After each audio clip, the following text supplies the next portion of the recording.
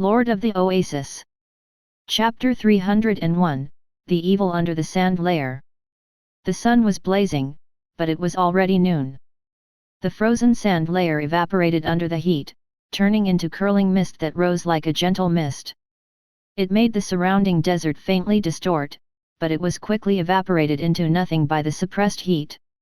At noon, the Naran desert was at its hottest, which was also the time when the positive energy was at its hottest. The dark clouds and thick fog formed by the negative energy were unable to stop it. The ice melted. The undead retreated without a trace. Kant rode his horse and stood where he was. In less than half an hour, it was as if a long time had passed. He turned his head slightly and saw that the traces of the campsite were still there. The bonfire had not even been completely extinguished. Smoke was released from the layers of sand, bringing a different color to the space. Looking up ahead, the endless sea of sand was still the same yellow and desolate appearance. It looked the same as before. But Kant knew that he could no longer return to the past. The sand around him was full of broken bones, scattered all over the ground. There were also tattered halberds and chain armor, as well as the torn linen cloth that was slowly moving in the gentle breeze between the layers of sand.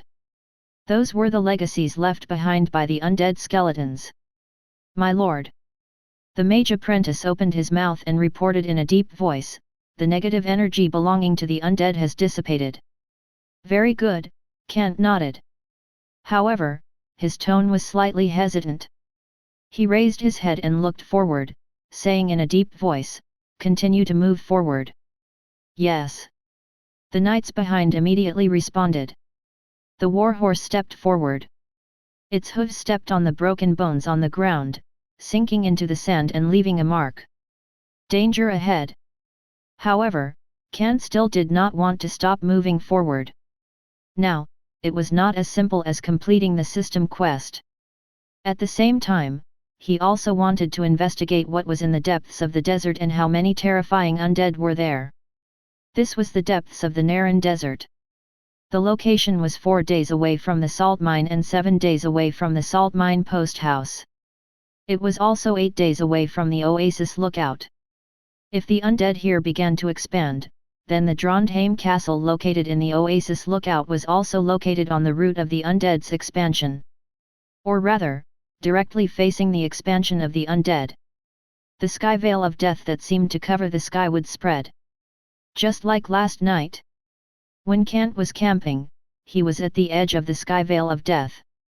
But when he woke up this morning, he found that he was already in the sky veil of death, and he didn't know where he was. Only at noon, when the sun was at its brightest, did the positive energy gather its terrifying power and disperse the sky veil of death, allowing Kant and the others to regain their light. If this terrifying sky veil of death showed up at the Oasis lookout, Kant wasn't sure what kind of danger his Trondheim castle would face. Even if it spread to the salt mines, the losses it would bring would be huge. The salt mines that controlled by Kant would be gone. The golden eagles that were plundered every week due to the table salt trade would be cut off from their source, and there would even be a chain reaction, causing his Trondheim castle to fall into a death cycle.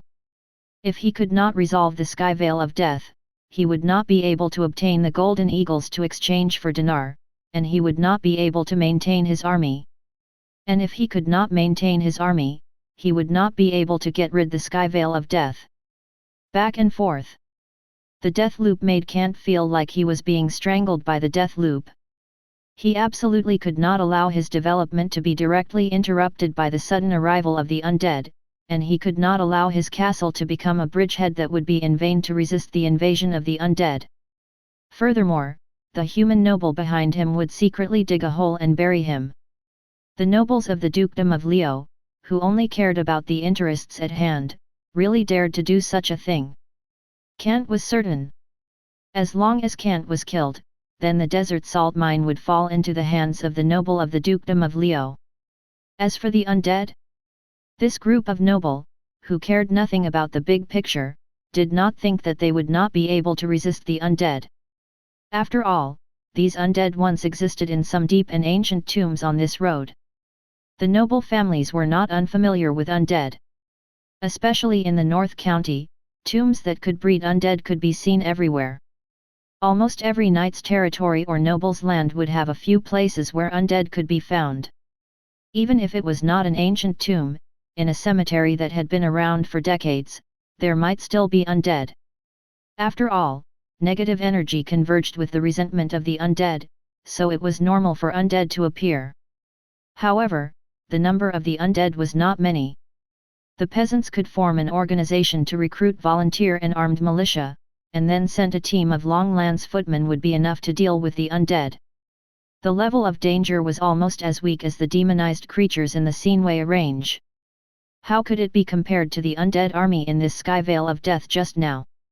These undead had already formed a terrifying Skyvale of Death.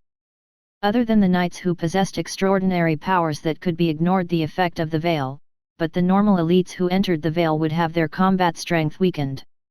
If it was an ordinary person or a thin peasant, it was estimated that it would not be long before the negative energy mixed with the resentment would corrode their minds and bodies, causing them to die in sickness and panic.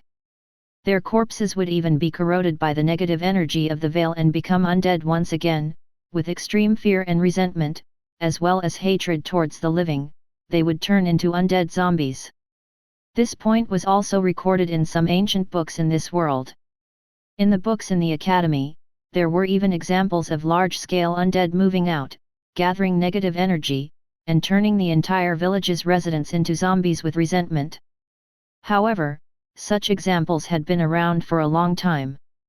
But in front of such examples, it still showed how terrifying the undead were. Kant himself might be able to resist the invasion of the undead, but he definitely could not take care of the dukedom of Leo's secret assault at the same time. I have to deal with one first. Grinding his teeth slightly, Kant had already decided in his heart. First, he had to scout the undead, first suppress their desire to expand, ensure the safety of the salt mines, quickly develop his own forces in a short period of time, and then suppress the noble families of the dukedom of Leo. This was the best plan. There was definitely a reason for the appearance of the undead.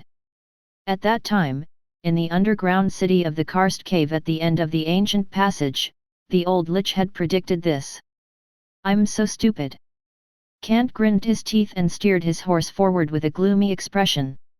Since everyone knew that even the Pope of the so-called Sun God sect had become a lich, how could the lost city, which had suffered a great disaster, which was also the golden holy city where the Sun God's descendants lived, did not have accidents happen? According to the bits and pieces of information given by the demons and gods' descendants, the gods and demons had fought until they were at the end of their rope. It was just like the Third World War between the United States and the Soviet Union during the Cold War. Both sides threw nuclear warheads at each other. In the end, both sides suffered irreparable losses in the war. In order to win the final victory, gods and demons used whatever means they could. Now, it seemed that they had even used the means of the undead. They did not care at all, just to kill each other. It was a war of genocide. But in the end, both sides suffered heavy losses. The remaining power still had an impact. While Kant's mind was running wild, the mage apprentices next to him became more and more serious. They spurred their horses forward, stepping on the sand layer and facing the scorching sun as they continued to approach the depths of the Naran desert. Finally, they seemed to have discovered something. My lord! The mage apprentices suddenly opened their mouths. Kant instantly came back to his senses and turned his head. What's wrong? Although the apprentice mages from the Onfoth Empire did not master powerful spells, they could still bring a lot of beneficial effects in terms of sensing spiritual power and magic knowledge. For example, sensing and analyzing various energy elements were very useful. We know where the undead have gone.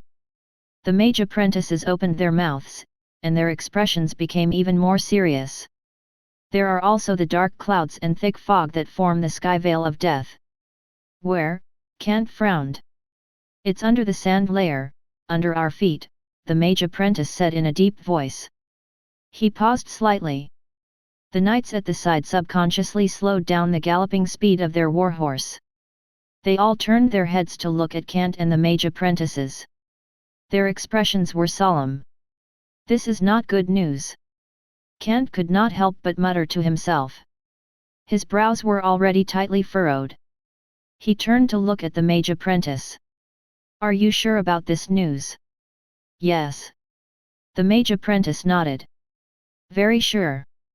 At the same time, they gave their own guess. We went deep into the Naran desert. Although the temperature of the scorching sun above our heads was still unbearable, there was a chill coming from below us. It was different from usual.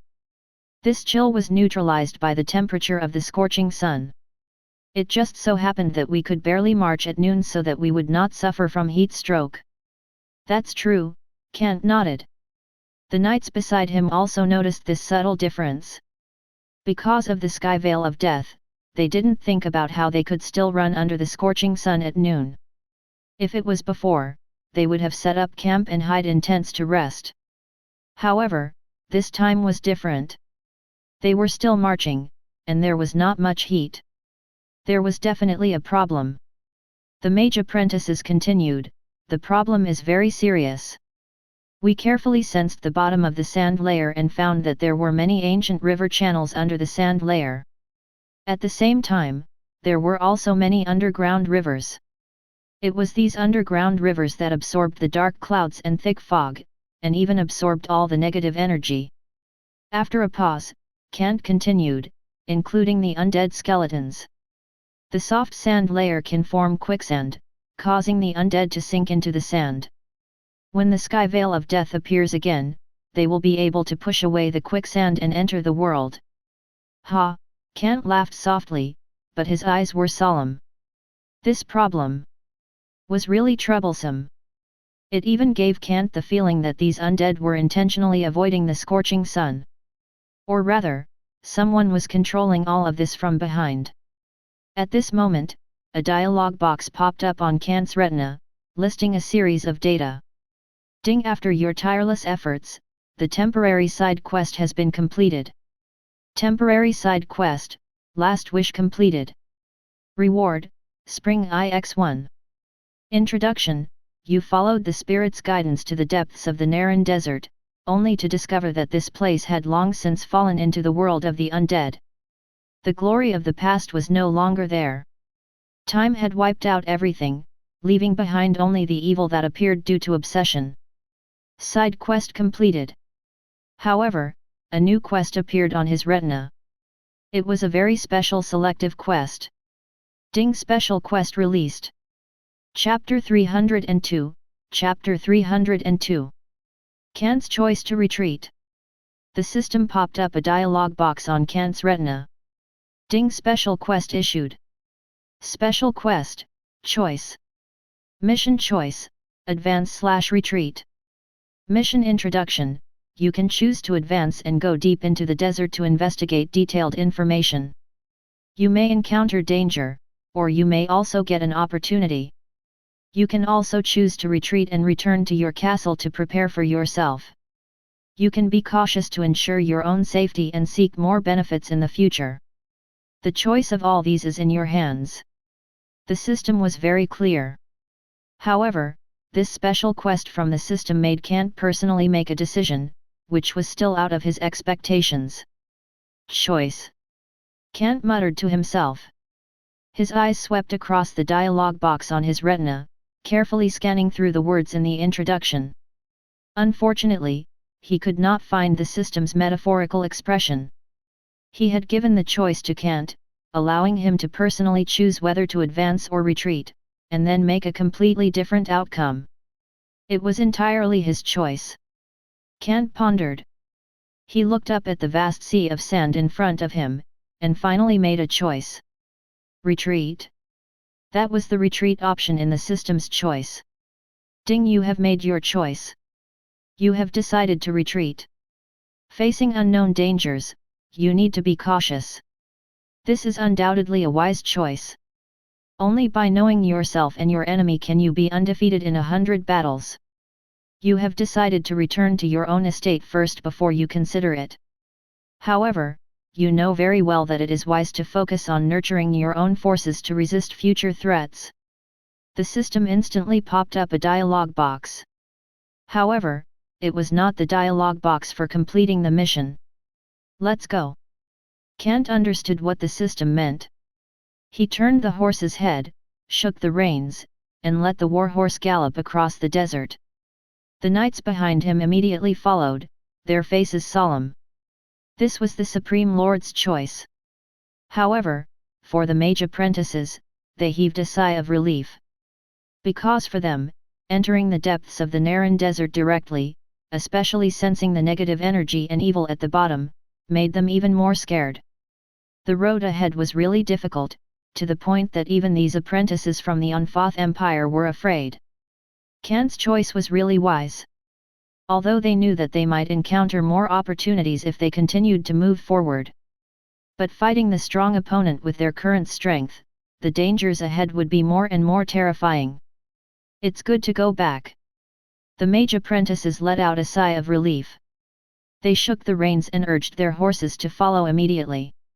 Under the protection of these extraordinary knights, they felt particularly at ease. However, what made them feel more at ease was that they were still in the castle. Therefore, they suggested to Kant, perhaps we can study the sun disk and find a way to use positive energy. Kant frowned. The mage apprentices had also delved into the sun disk before. That's right, the sun disk. As if sensing Kant's suspicion, the mage apprentices were also embarrassed. Their tone paused for a moment, but they still explained, we found part of the research on the sun disk in Senior's notebook. It might be able to solve the current predicament we're in. After all, the positive energy gathered by the sun disk has an extremely high ability to expel and dissolve the negative energy of demons and undead. Can you solve it? Kant wasn't questioning their theory, but their practical ability. They had a criminal record. Of course, the mage apprentices were even more embarrassed. The 7 senior mages before us might be able to solve it. That's good, Kant nodded. If that was the case, there wouldn't be a problem. As long as the 7 official mages who were still in the Aran town were quickly recalled, it would be fine. After all, the crisis of Trondheim Castle was the most important. Because how to deal with the coming sky veil of death was very important in Kant's eyes. This was a higher level spell. A super large scale spell that increased the buff of allies and weakened the enemy's status buff. Even the combination of commanding power and intimidation that he currently had was only so-so. If I can research the positive energy in the sun disk, perhaps I can really solve the sky veil of death here. But the most important thing is to reorganize the troops and continue to attack. Kant felt a little depressed. The threat he had seen during his trip this time made his heart palpitate. If those unknown undead began to spread towards the south from the depths of the Naran desert, Kant would be the first to bear the brunt of the invasion. He would face the invasion of these undead, and an intense conflict would break out between the two sides. This disrupted his plans. Originally, Kant had planned to use the trade route to gradually infiltrate the dukedom of Leo and gain power or turn it into a colony. He would even spread his influence on other kingdoms and use the high-priced table salt trade to turn them into dumping grounds.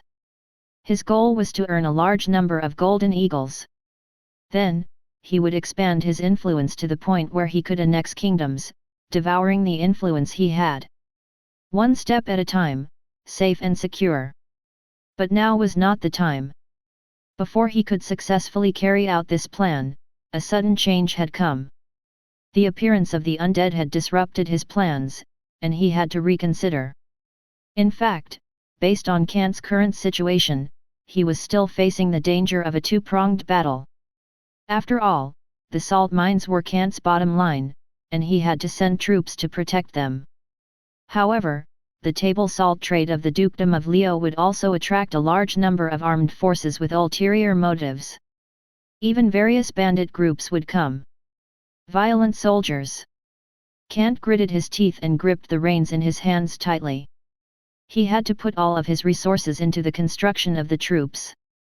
He spurred his horse and galloped wildly. Kant turned his head and had some thoughts in his mind. The elite troops policy was temporarily ineffective due to the possibility of a two-pronged battle. If Kant did not have enough troops, he would not be able to form a defensive line. In particular, he needed troops to establish two defensive lines for the post house of the salt mines and the central post house. In reality, Trondheim Castle did not face much pressure at the beginning. If the enemy really attacked the city wall, it meant that Kant's field troops would be completely annihilated. At that time, this would be the last line of defense. However, Trondheim Castle had a complete training camp, such as the footmen, crossbowmen, and cavalry training camps. They had all been built. It was completely possible to recruit civilians in the castle and begin large-scale training. It wouldn't take too long for Kant to produce an army that could be put to good use. Let's go back first. Kant exhaled. He spurred his horse forward.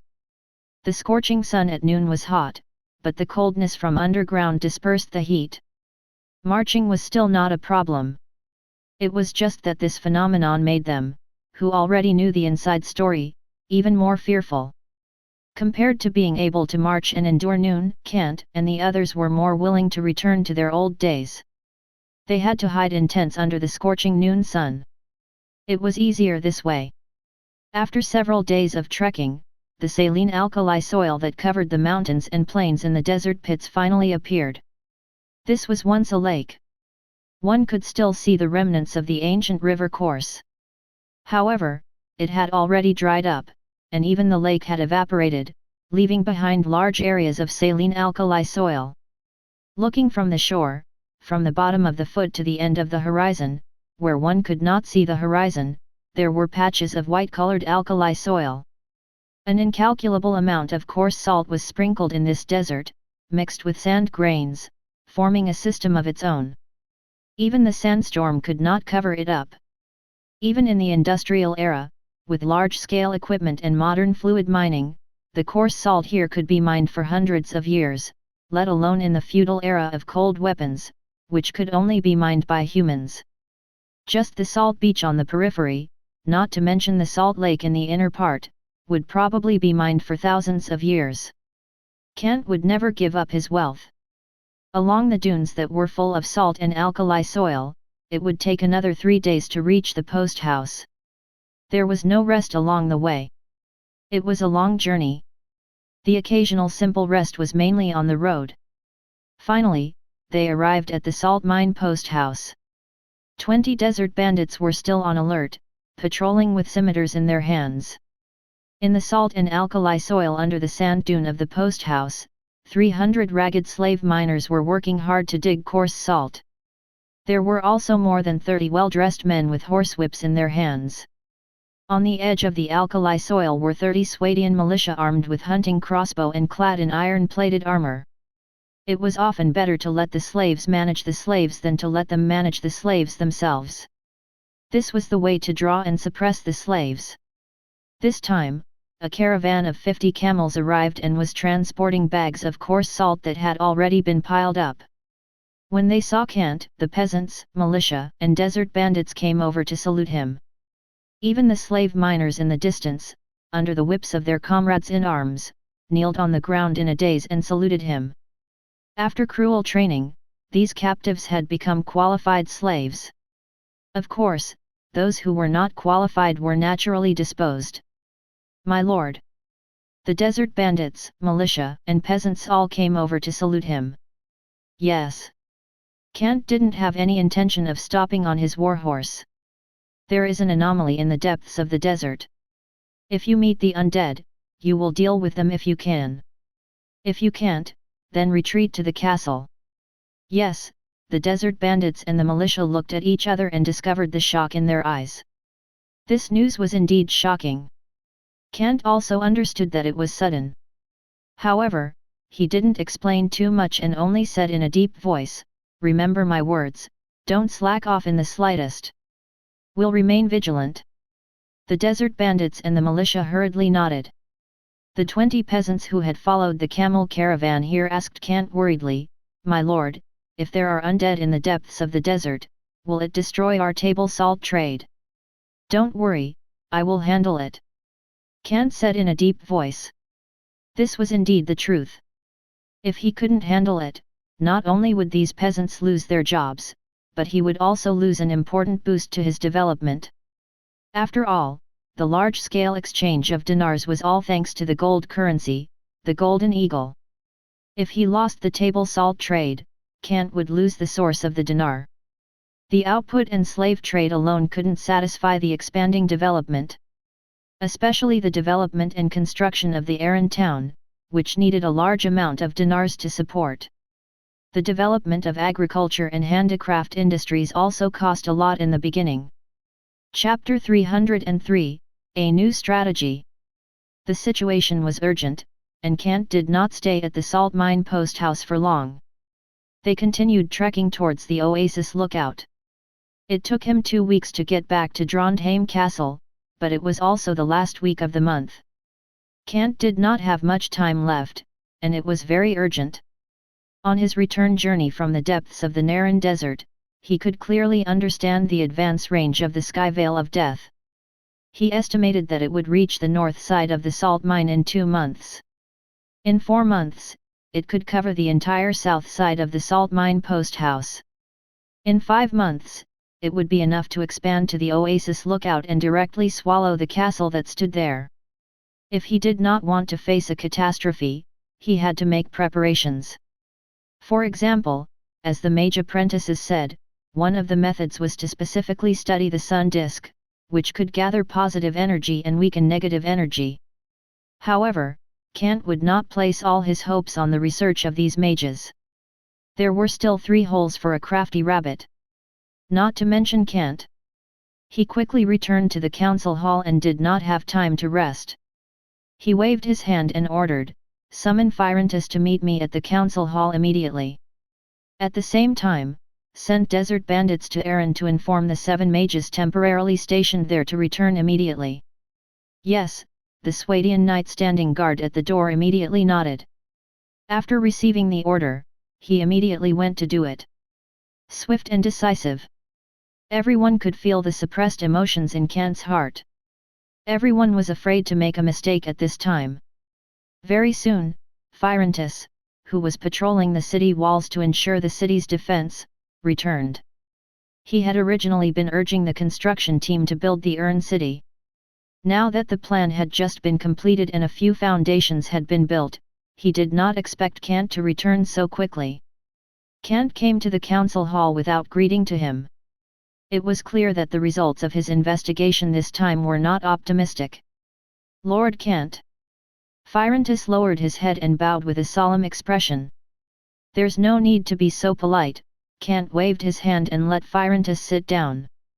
He asked directly, "During the time I was away, did anything unusual happen in the castle and the post house?"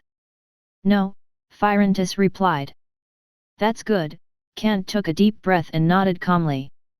"We have to be careful in the future. We are now facing an evil invasion. If we are not careful, we might be destroyed." Phirentus frowned. "I don't understand what you mean." "Ha," Kant chuckled, slightly bitter. Kant pointed to the north and said, "It's in the depths of the Naran Desert." "That's right. It's the Devil's Land that those Jack Allens mentioned. In fact, it has really become a Devil's Land. However, what appears is not the unbearable heat, but the cold, bone-piercing undead." "Undead?" Phirentus was even more stunned. After thinking for a moment, he said, "I once read a similar novel. It's a group of undead who rose from the dead." "That's right, it's this kind of thing." Kant nodded and rubbed his temples with his hands. "This is really troublesome." Not only was it troublesome, it was also a big trouble that could kill. If it was just those undead that did not know how to get tired and only had skeletons left, it would not be enough to attract Kant's attention. However, with the expanding Sky Veil of Death, it would be even more important. The Sky Veil of Death was obviously corrosive and viral. It was also a large-scale negative status buff. The Swadian royal knights who had positive energy could ignore it. However, the Sarian lion knights who could use negative energy and had a recovery effect could only barely resist it. Clearly, this was the source of the trouble. If it was a normal army without the support of positive energy, when they faced the sky veil of death, which was the negative energy cluster of the undead, would not only weaken their own combat strength significantly, it would also cause the entire battle situation to collapse.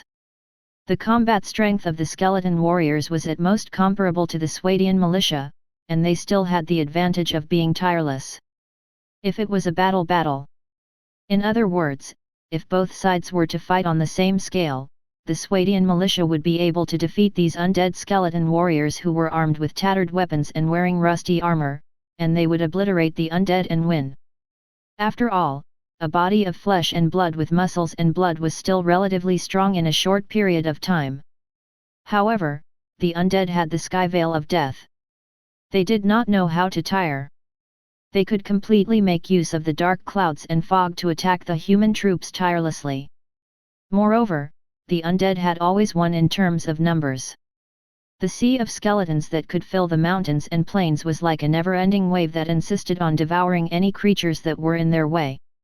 When the two were added together, it was equivalent to having an advantage over each other. Kant described the information he knew in detail to Phyrontis. This made Phyrontis, a noble born in an fictional historical world, a little dumbfounded. Fortunately, he quickly came back to his senses and accepted the current setting. After all, he had even seen the Jack Allens, so it was not difficult for the undead to accept it. I just feel that it's a little unbelievable. Phyrontis smiled bitterly. He reached out and rubbed the space between his eyebrows.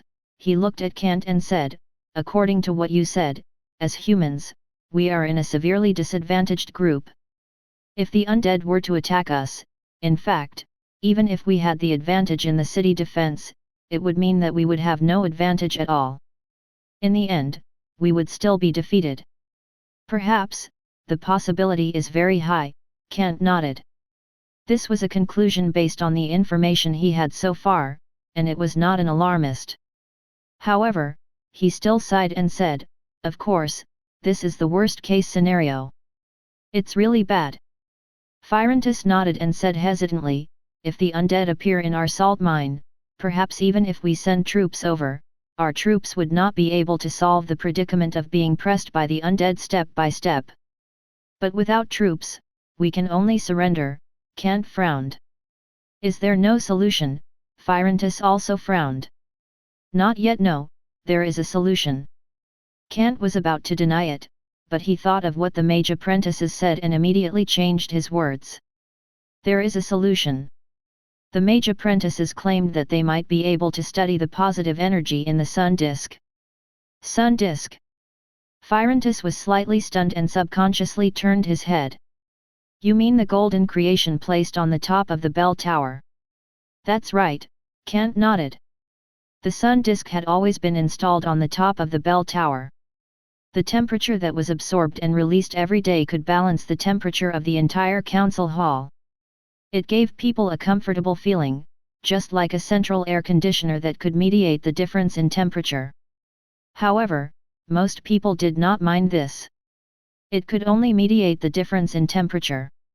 In fact, the effect of this sun disk was not as good as other strange objects. For example, the pages that could summon elements, the flags that could slow down the enemy's morale, and the horns that could increase the morale of their own side. These strange objects were more useful. The elemental gemstones that were obtained every week were an additional source of dinar. When Kant was short of dinar, he used the elemental gemstones he obtained from killing the elemental giant to exchange for a lot of dinars. He endured many difficult weeks before he obtained more. The awkward thing was that the current page of fertile soil and page of clear spring had a lower effect. Although he could obtain a small amount of soil and fresh water. But compared to the land and spring vein that the system gave him, it was practically useless. The land that the system had given him was measured in acres. Moreover, the sand layer underground had also been changed. It was about 3 meters of soil instead of sand, which was why it was able to form an effective irrigation system. Even the spring veins were connected to the water elemental plane. Fresh water was constantly flowing out. Just a few 100 pounds of soil and a few gallons of fresh water were not of much use to Kant at the moment. Even if he had already killed the elemental giant, he was too lazy to recover the soil. He looked outside the city walls.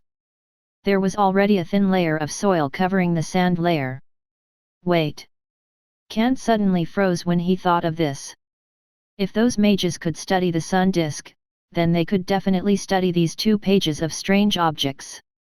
After all, these 2 pages of strange objects had been salvaged together with the sun disk at the bottom of the well. Moreover, judging from the level of the strange objects, perhaps these 2 pages of strange objects could not be compared to the sun disk. After all, the function of the pages was only to summon elemental giants.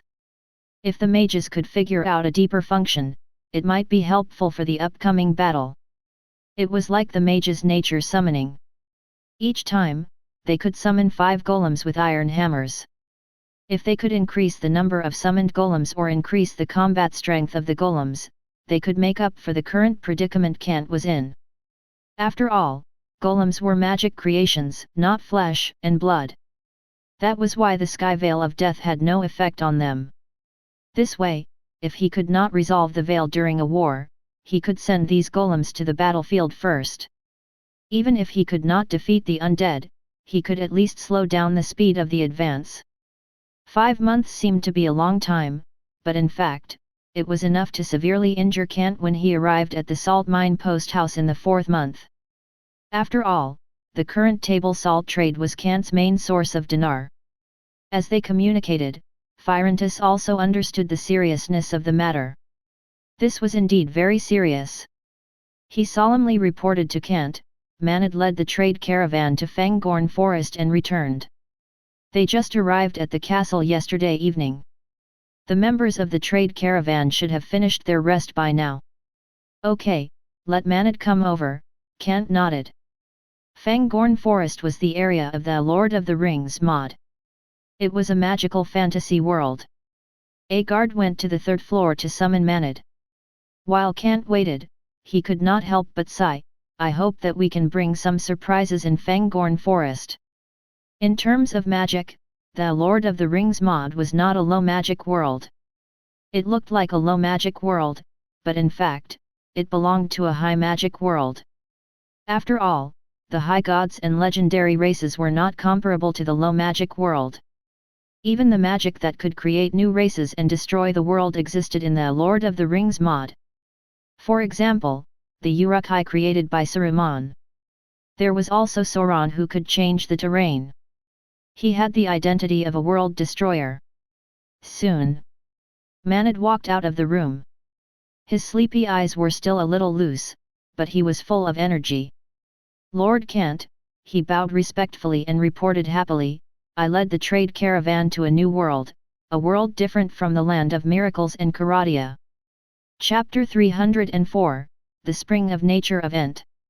Manad's spirits were extremely high. It was clear that this trip to Fangorn Forest's trade caravan had given him a fruitful harvest. And that was indeed the case. Before he could finish his sentence, Manad hurried reported to Kant, in Fangorn Forest, the legendary Ent called Treebeard received us very warmly. He also expressed his heartfelt respect for you, Lord Kant, who walked in the land of miracles. Yes, I understand, Kant nodded. This was a constant rule of the system. As long as anyone came from any mod world, they would respect him from the bottom of their hearts. It was like they were extremely good family and would never betray the Supreme. This was undoubtedly very beneficial to Kant. This meant that his trade caravan could be treated with respect in any world. After all, trade caravan mainly made money. If he went to a certain world and entered a certain kingdom or faction, not only did he not establish a good trading environment, but he was also robbed and lost the trade caravan for nothing. That would be very unlucky and depressing. It was also a considerable loss. So far, Kant only had 3 trade caravans. Right. Manad seemed to have thought of something. He turned his head and took out a brown water sack from his bosom. He placed it on the table and said respectfully to Kant, this is a gift from the legendary Ent, Treebeard. Hey, Kant frowned in confusion. The water sack on the table was indeed an ordinary water sack. It was so ordinary that it was not even comparable to the water sack that he personally owned and had a silver edge on it. Beside him, Phyrantus was also slightly stunned. He looked at the ordinary water sack made of leather and slightly shrugged. He asked Manad, "Hey, Mr. Manad, I think you have made a mistake." No, this is indeed a gift from Mr. Treebeard." Manad just happened to nod. Kant, on the other hand, frowned. He looked at the water sack and said thoughtfully, "Bring it over for me." The maid behind him immediately went to bring the water sack to Kant. As expected. This was an ordinary water sack, but it was bulging. There seemed to be something in it that was holding it.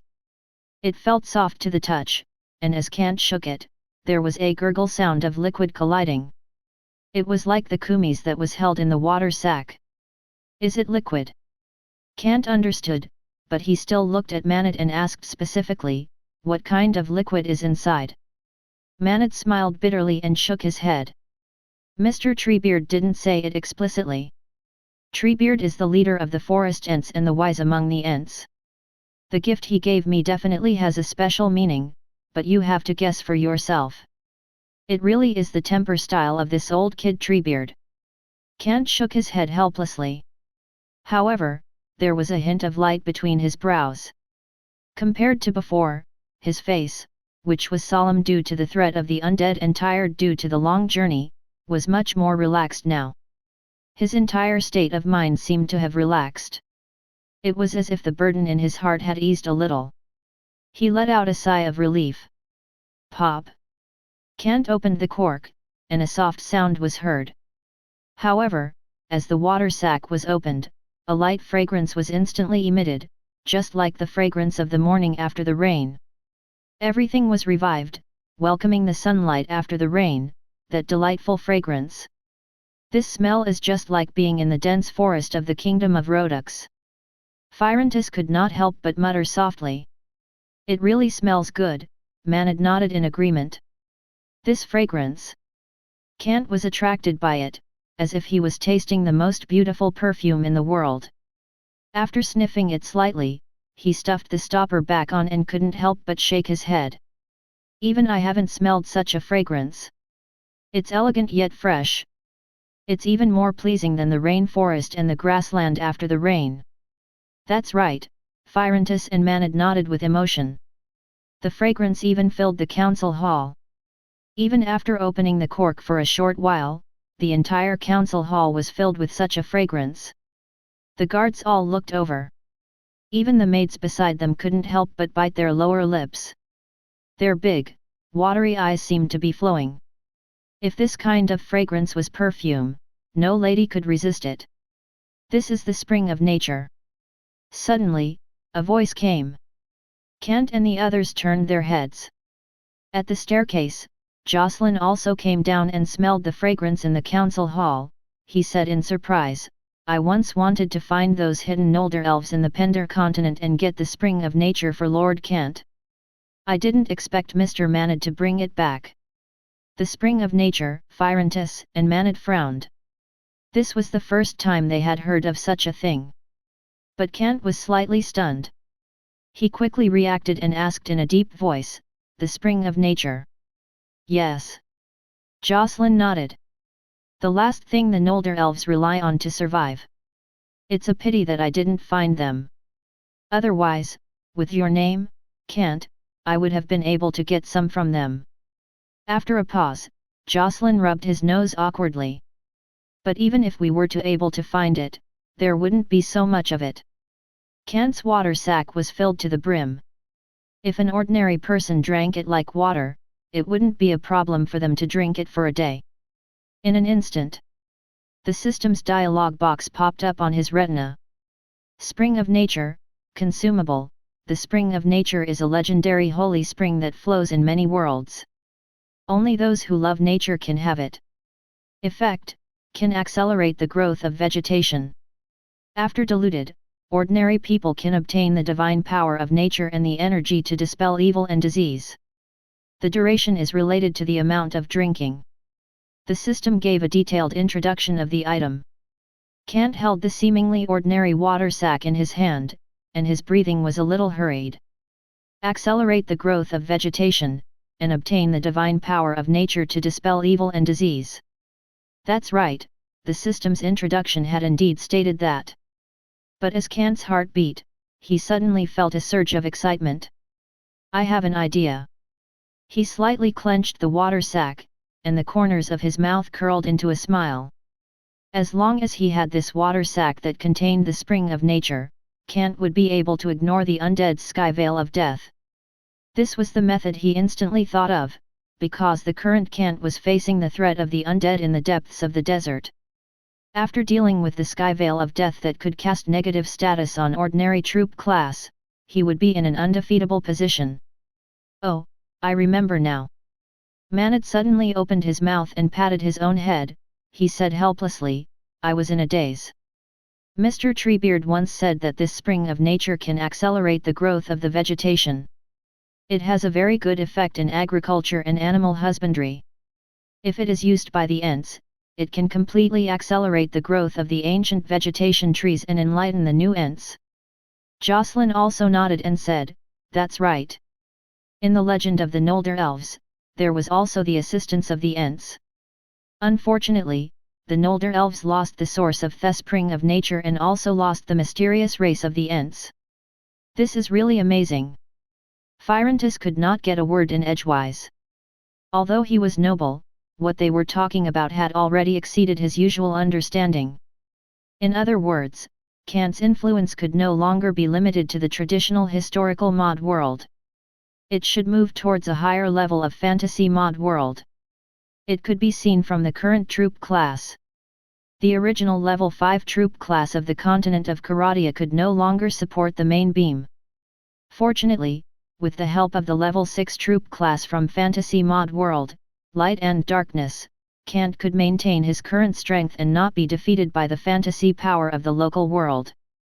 If they were to really compare, the historical mod world was indeed innately inadequate. The world Kant had transmigrated to was, after all, the Earth Demon world, but it was also a fantasy world.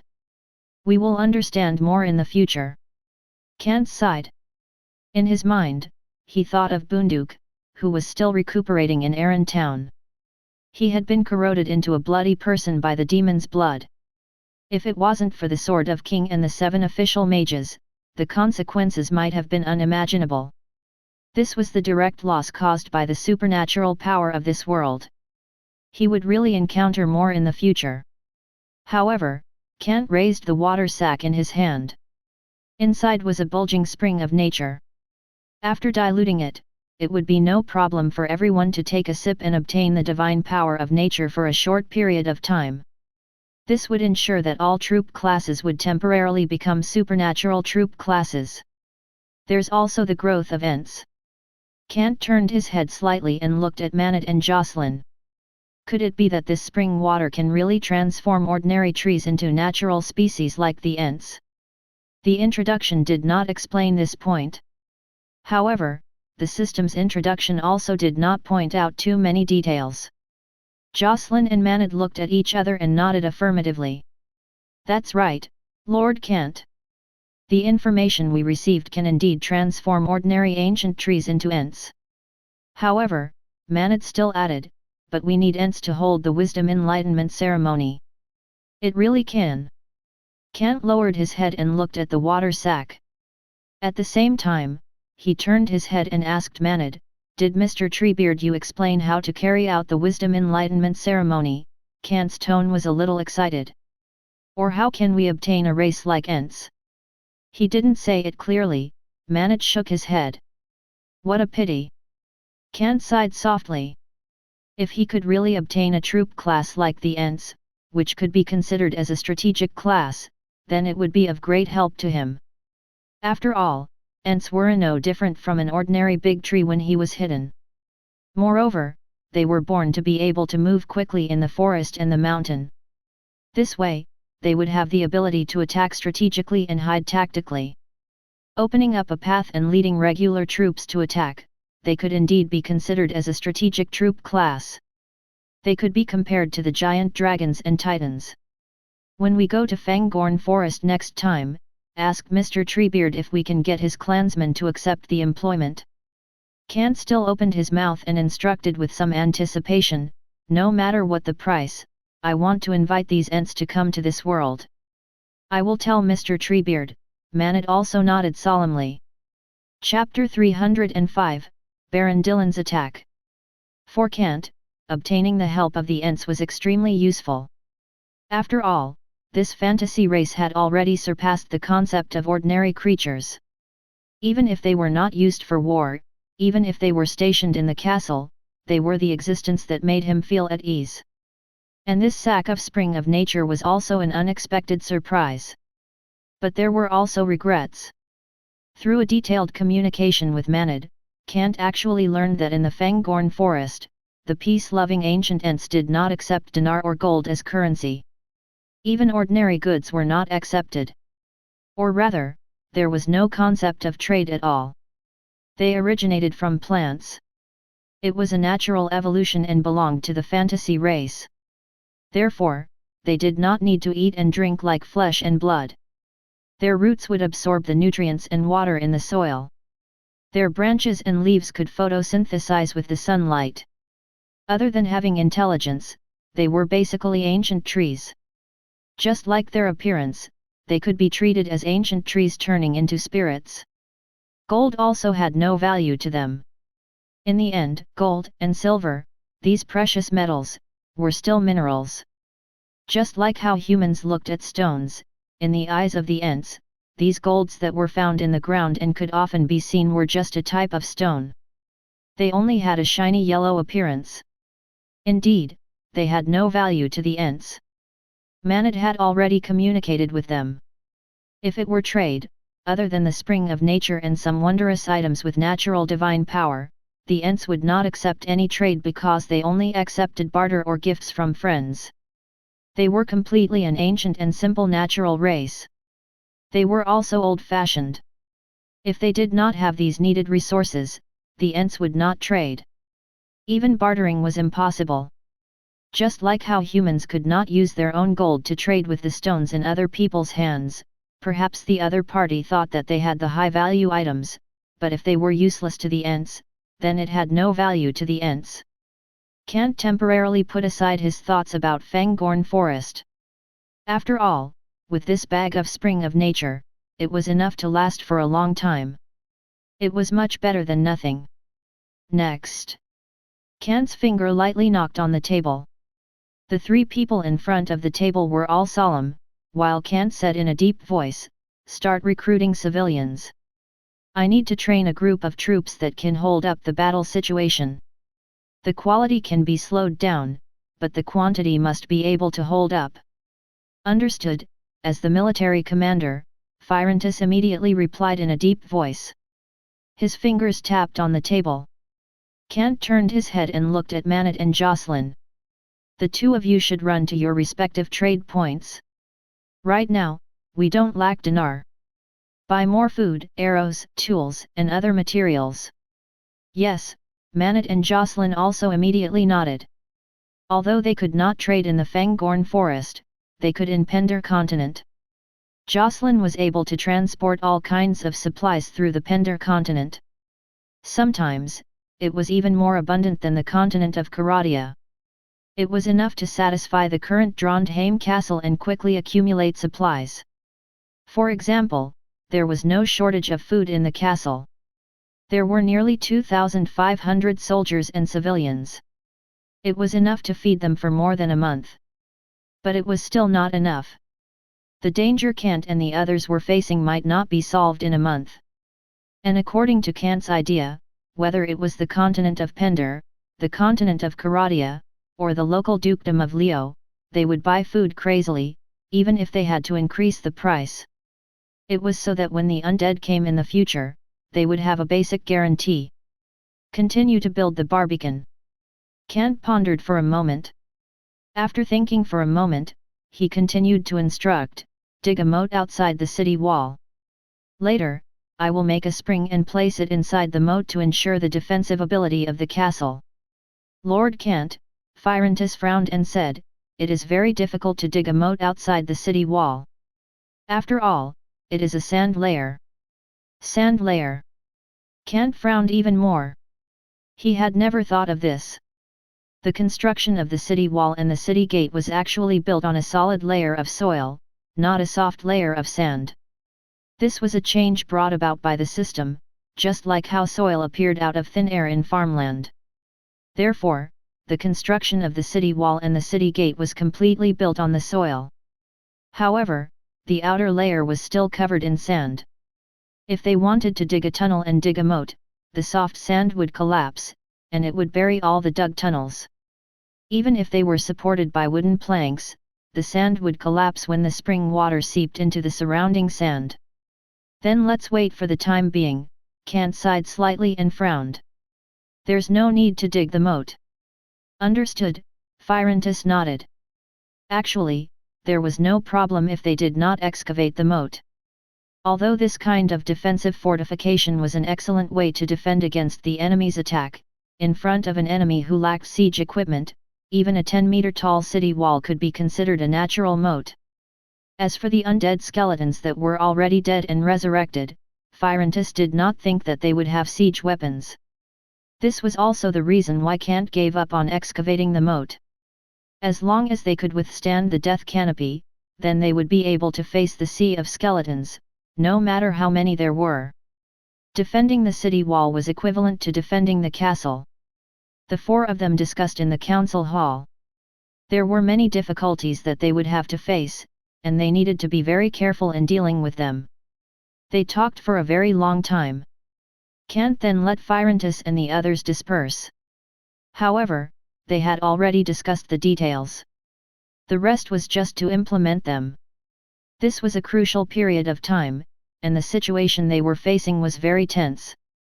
At least in Kant's opinion, if they could not hold on this time, the consequences would be even more terrifying than when they were attacked by the Jack Allen Expedition Army. At least when they were attacked by the Jack Allen Expedition Army, they could still escape. Now, they could not escape even if they wanted to. The sky veil of death would devour any living creature, and the skeletons would kill any living creature with hatred. Once the Trondheim castle was captured, the undead, who had been expanding without the slightest physical limitation or the slightest fluctuation in morale, or even the limitations of their minds, would definitely continue to head towards the Aran town. The Seenway Range was a natural chasm for ordinary creatures.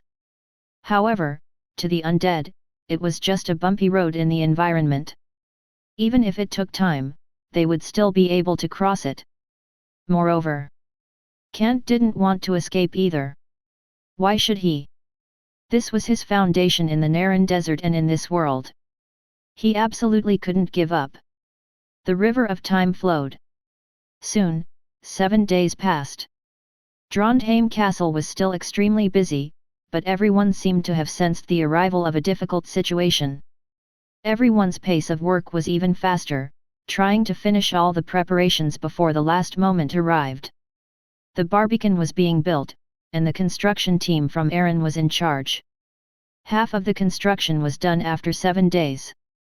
The thick and heavy stones were mainly in the shape of a semicircle, just enough to hold the original city gate. Moreover, the two sides of the city walls of the Barbican were each inlaid with 4 towers, which could allow soldiers to garrison. At the same time, they could shoot at the enemies on the inside and outside of the Barbican, greatly increasing their firepower output. If they wanted to attack the city gate, they had to first attack the Barbican. And even if they were to attack the Barbican, the archery towers and towers of the main body of the city gate, together with the archery towers of the Barbican itself, would be the deadly defense line. The dense rain of arrows would cleanse the earth like a torrential rain. There was also the stubborn resistance of the infantrymen.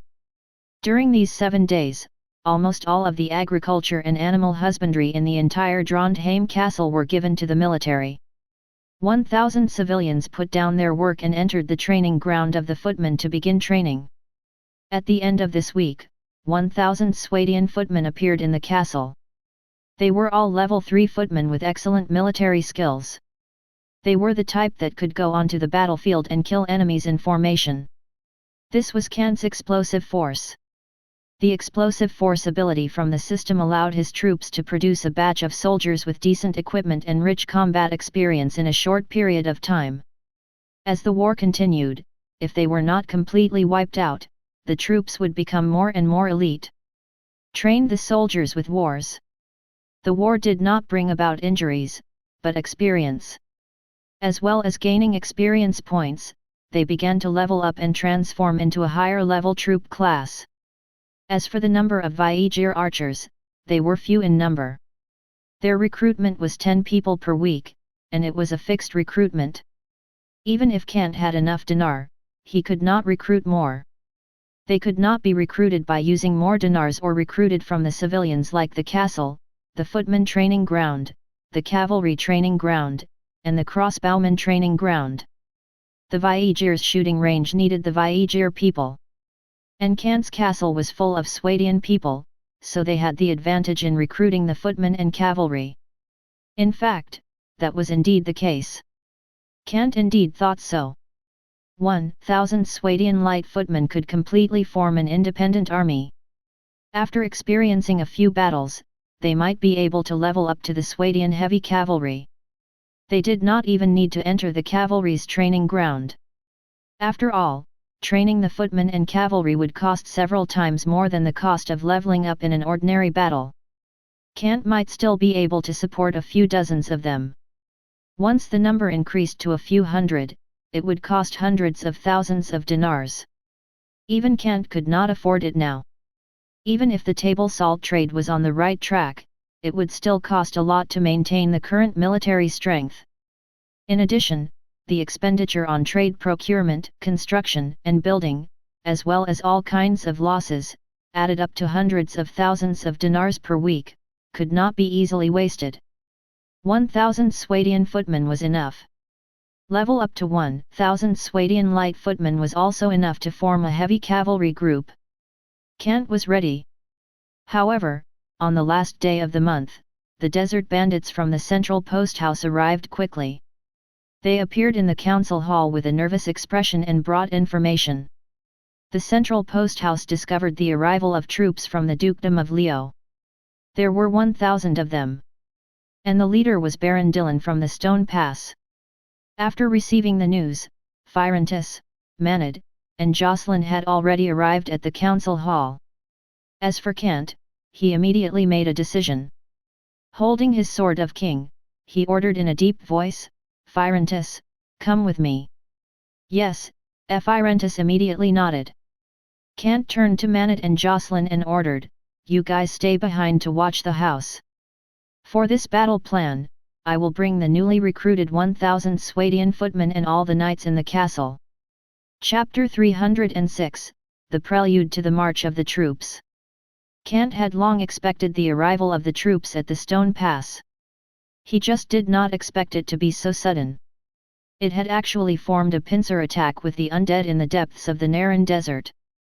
When Kant announced that the table salt trade would be carried out at the central post house and that he would silently cancel Baron Dillon's trade route, he had already made preparations to welcome the violent counterattack of this Uncle Dillon.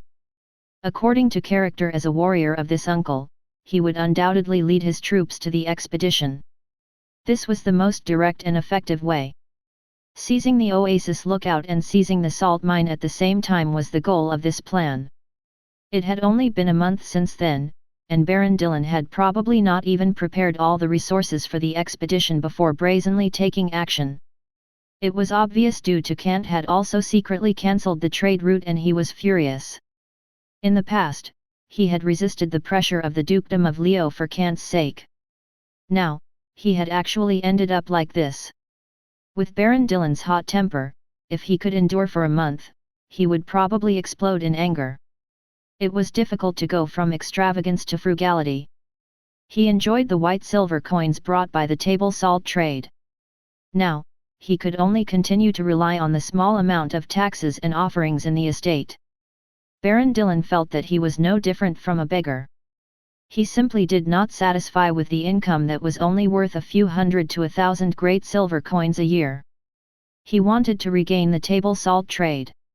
Or, he could control the salt mine himself. Even if he were to give most of the profits to the noble families of the Dukedom of Leo, it would not matter. Anyway, the current Baron Dillon had his own backer. Countess Agatha of the East County had expressed strong support behind him. This countess was of the royal bloodline. If Grand Duke Cameron died and no heir was announced, then this countess, as his biological sister, even had the right to inherit his legacy. She could even compete with Kant's elder brother for the title of Grand Duke.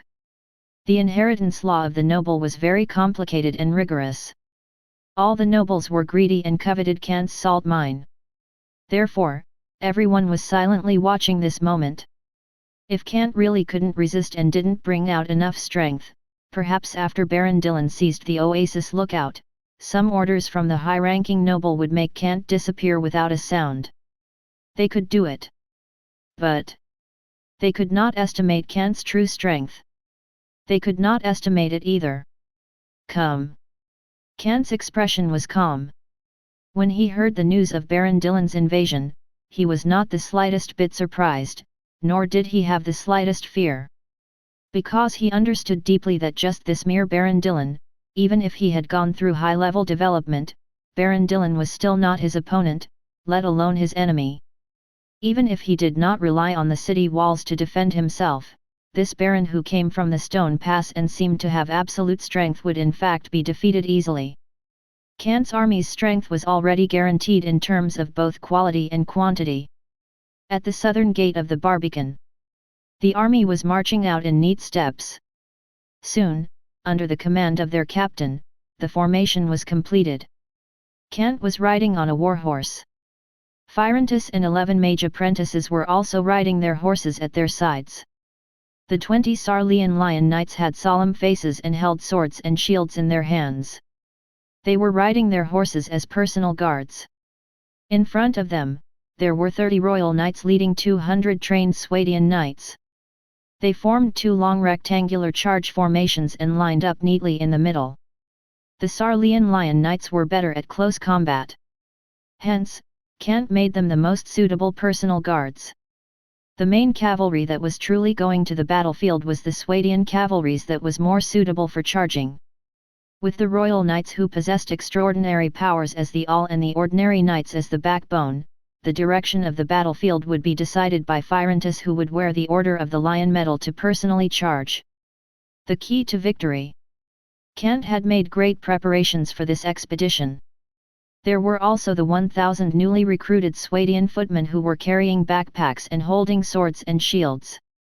They were lined up neatly on both sides of the heavy cavalry, with 500 people on each side.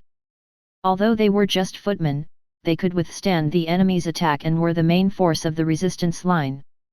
On a regular battlefield, footmen could not be lacking. This represented the degree of stability of one's own defensive line. If one were to use a metaphor, then footmen were chopping boards, in order to let the enemy get close. Then, they would be pressed onto the chopping boards by the cavalry's sharp kitchen knives and chopped into minced meat. But this was not the ultimate goal.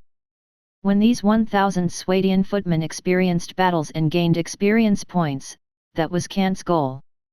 The system's rules could bring about new changes. Let these level 3 light footmen directly advance to level 4 heavy cavalry and display the true strength of the Kingdom of Swadia, the powerful heavy cavalry country on the continent of Karadia. That terrifying, horrifying, simply unstoppable group assault. Hundreds of heavy cavalry soldiers were like a flood bursting out of a dam, bringing with it a deafening roar as they charged forward, swallowing everything in front of them, destroying everything in front of them. Including the enemy, they would all be trampled under the hooves of the horses. Unstoppable. No one could face the violent charge of the heavy cavalry and remain unmoved.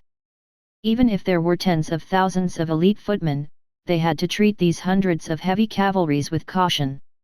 If they were to make a mistake, this seemingly small number of heavy cavalries would tear a hole in the formation of the footmen. It was like a flood that had completely burst the dike. It would cut straight through and tear the troops into pieces.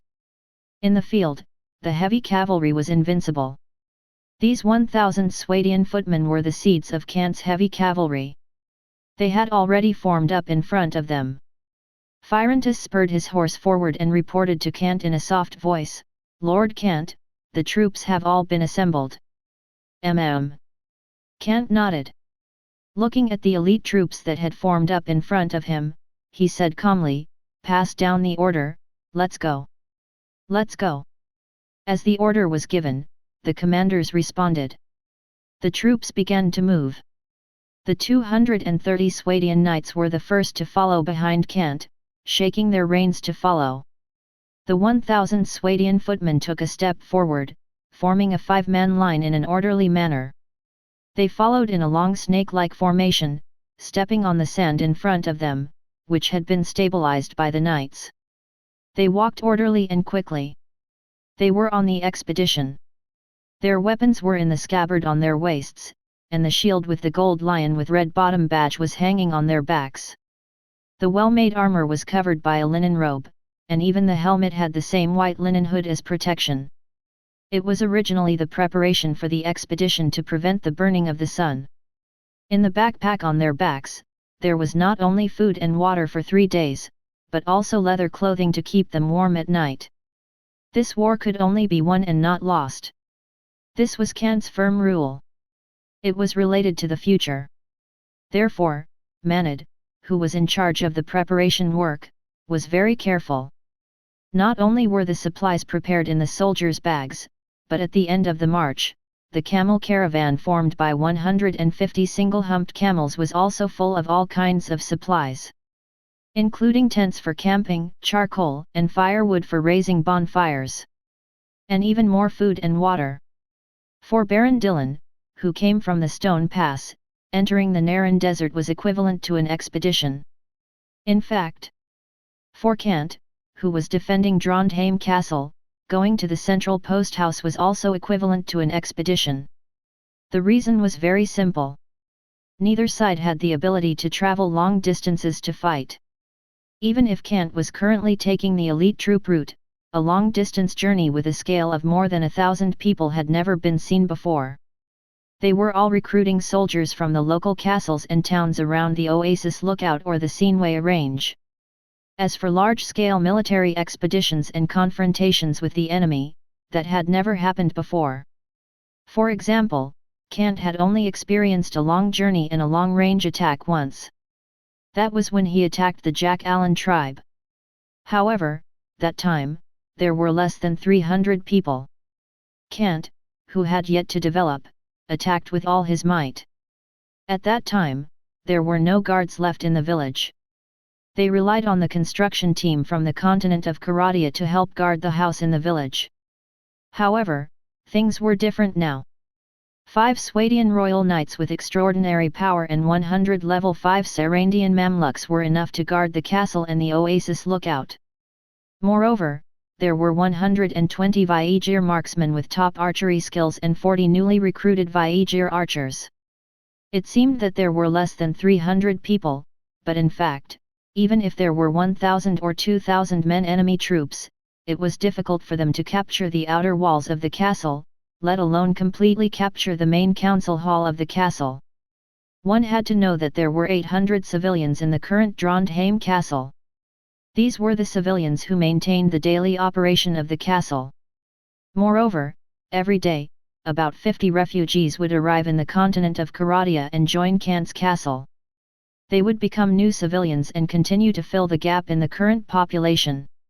Residential buildings had the attribute of attracting refugees. Therefore, at the critical moment, if the bell tower was rung, at least 800 Swadian militia would instantly appear in the castle. A mere 2,000 men troops wanted to attack the city? At least 20,000 soldiers would have to come to take down the castle, but they still had to pay the price of many blood. Moreover, when Kant heard that the castle was besieged, he would immediately return. The elite heavy cavalry troops would move extremely fast. If the situation was critical, they could even give up on the central post house and let Rolf lead all the Sarandian horsemen and elite desert bandit into the battle sequence. They would directly defeat Baron Dylan at the Stone Pass and return. In the Naran Desert, Kant was the overlord. Previously, Kant and Manad had gone to the Stone Pass several times, not just for trade, but also for reconnaissance. Now, Kant had long known the strength of Baron Dylan. It was estimated that even if he was ruthless this time, he could only gather 1,000 soldiers with all his resources.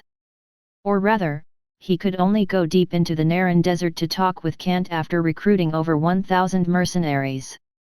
If they relied solely on the strength of the Stone Pass, even if they were exhausted to death, they would not be able to gather enough soldiers to enter the desert. Did you mean those ordinary armed militia and peasant recruits? The troop class that lacked organization and discipline? There would probably be quite a number of people escaped as soon as they exited the Stone Pass. After spending a night in the desert, a large number of people would flee due to the cruel environment. Even if they had godly willpower to persist to the central post house and come into contact with the battle formation, they would collapse at the first touch. They were just a bunch of peasant soldiers. How could they be considered qualified soldiers? They did not have the help of the system. Looking at Kant's troops, not only did they already have their own elite heavy cavalry troops, but they also had an intermediate 1,000 light footmen. If he wanted to, he could even recruit all the civilians in the castle and train them into more light footmen. Even on the battlefield of the Dukedom of Leo, Kant's troops could be considered as the mainstay. Moreover, in this remote North County, they were even more elite. This would be a battle without suspense. Chapter 307, Baron Dylan's Cold Smile. In the central post house, Rolf was sitting cross-legged in the middle of the bench. He had a silver toothpick in the corner of his mouth, and his expression was arrogant. 3 royal knights in plate armor stood behind the bench. The full plate armor did not allow one to see their faces, but the eyes in the holes were indifferent as if they were looking at a dead person. These were the absolute elites, the elites of the elites. In front of them, Baron Dylan sat quietly. The 30 knights behind him, who were wearing double mail armor, did not dare to look at the royal knights. They pretended to be calm as they looked to the side, but their hearts were beating fast. Obviously, they understood that the 3 knights in front of them were wearing luxurious armors that looked like works of art. They were grand knights. Knights who possessed extraordinary powers. Moreover, there were 7 mysterious people wearing dark robes behind these 3 grand knights. They looked ordinary. They were like travelers who had traveled a long distance. However, the pointed hat and the cane that was inlaid with pure gemstones in their hands attracted more attention. This caused the knights who had less knowledge but heard more to have some speculations in their hearts. They were the mysterious mages who came from the Mage Tower. This was indeed the case. This was the reason why Rolf dared to slam the table with Baron Dylan. It was also the main reason why the central post house had not been taken down in the past 3 days. 3 grand knights with extraordinary divine powers, 7 high-level mages who could clearly control elements, 220 elite desert bandit and 120 Sarandian horsemen were enough to be considered a deterrent. Baron Dylan sat expressionlessly opposite Rolf. He only slowly rubbed the gold ring on his thumb against this arrogant guy. He was waiting. He indeed had the advantage in the current situation. The mercenary group that he had spent a huge amount of money to recruit was indeed powerful. If the war really started, how could this post house stand against the attacks of his mercenary group? He was even confident that he could hold them off temporarily with just the 3 grand knights. Baron Dylan turned his head. Behind him, there were also 2 knights with unfamiliar faces standing there indifferently. These were the knights from the East County. However, according to his own senses, these 2 knights were actually grand knights who had already comprehended extraordinary power. Coupled with his remaining grand knights, it would not be a problem for them to hold off the high-end combat power of the post house. In a decisive battle between grand knights on the battlefield, unless the gap was too big, it would be difficult to determine who would be the winner. This was not a competition. It was also not a martial competition or some show. On the real battlefield, everyone was extremely cautious, including Grand Knights who understood the extent of the destruction of extraordinary power. When fighting with the corresponding opponents, they would be even more cautious. Everything would be focused on protecting themselves. He was sure that his Grand Knights could hold off the Grand Knights of the other side. But looking at the 7 mages in front of him. Humph! Baron Dylan snorted coldly, and his eyes were filled with gloom. He really did not expect that this second son of the Grand Duke, who had been exiled to the Naran Desert, would done such good job. Not to mention the Grand Knights, he even recruited mages, and there was a total of 7 mages. This number shocked him. A real mage, on the battlefield, was equivalent to a ballista. And it was a high-powered ballista. On a normal battlefield, these mages not only had shocking lethality, but they even were also the severe blow to the morale of the enemy soldiers. This was also why Baron Dylan felt that he was in a dilemma, which was quite troublesome. Rolf had also grasped the dilemma of this Baron Dylan. He still crossed his legs. However, his heels were placed on the table. He said casually, "Give our Baron Dylan some sweet water. Remember to put more sugar cubes in it so that we won't be said to be stingy." "Ha, I've been here for 2 days. The sweet water tastes pretty good." Baron Dylan was cunning. He stroked his beard and sneered, as if he was implying something. "I think adding salt might bring out the sweetness of the sweet water better. I like to drink it that way." "That's good. We don't lack salt the most." Rolf acted as if he couldn't hear it at all. He waved to the light footman who was serving beside him and said, "Put in 2 more spoons and send them to Baron Dylan. You must know that Lord Kant can respectfully address this Baron in front of him as Uncle Dylan." "Okay." The light footman nodded. He actually added 3 spoons of table salt into the water cup beside him. It looked like a white flour. It quickly melted into the sugar water in the cup. The light footman who was serving Baron Dylan placed the cup in front of Baron Dylan. His tone was calm, but there was nothing wrong with his etiquette. He nodded softly and said, "Your lordship, please enjoy." Baron Dylan did not even look at the cup. He took a deep breath. Looking at the unruly and arrogant Rolf who had his legs crossed, he said calmly, "This is meaningless, Rolf. You know that I am not representing the Stone Pass, but the entire dukedom of Leo." He paused for a moment, and his eyes were calm. He unceremoniously pulled up the tiger skin. "If you want, you can obtain a territory that is comparable to the Stone Pass." Enticement. This was the most common method used by noble families. Rolf also understood this because in the continent of Karadia, he would also use this method to get rid of those officials. Hence, he was immune to this method. Moreover, his loyalty was always loyal to Kant. Hee. Rolf sneered. He turned his head as if he was recalling something and asked the Sarandian horseman beside him, "The Stone Pass? If I remember correctly, it seems to be the estate that runs through the pass next to the Sinway range." "That's right," the horseman beside him nodded and said tacitly, "that very barren land." "Oh? Barren," Rolf did not seem to understand. "According to my estimation, the annual output is not even a few hundred great silver coins." Sarandian horseman shrugged and said helplessly, "Only poor people would go there to become a lord." "Oh God, could it be that someone did something wrong and actually wanted to go there to be conferred a title?" "I don't want to go," Rolf shrugged and looked very aggrieved. Bang! Baron Dylan's hand slammed heavily on the table, making a loud sound. The 30 knights behind him looked grim as they stepped forward one by one. They looked coldly at Rolf, as well as the knights and mages behind him. They even placed their hands on the hilts of their swords. Because right in front of them, those knights, horsemen, and mages all raised their long sword and staffs. The atmosphere instantly became tense. Bang! But Rolf did not show any signs of weakness. He instantly got up and slammed his hands heavily on the table. His expression was still arrogant, and he turned his head as if he was reprimanding, "What are you doing?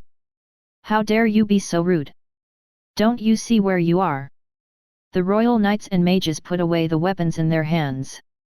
As for the Sarandian horsemen and the Swadian footmen, they also put away their ferocious faces. Rolf was very calm. He looked like a big shot who was suppressing others. He turned to look at Baron Dillon with a smile on his face, but his tone was quite casual. "These guys are really lawless. They dare to draw their swords without looking where they are." "Yes." Baron Dillon's face was gloomy as he slowly raised his right hand. The knights behind him put away their weapons. This was not the first time they had slammed the table, and it was not the first time that both sides were at each other's throats.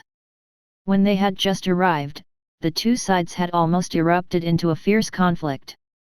This was also the reason why Rolf had secretly sent the elite desert bandit to quickly return to ask for help. If they had really fought, he was not sure if he could defend this post house.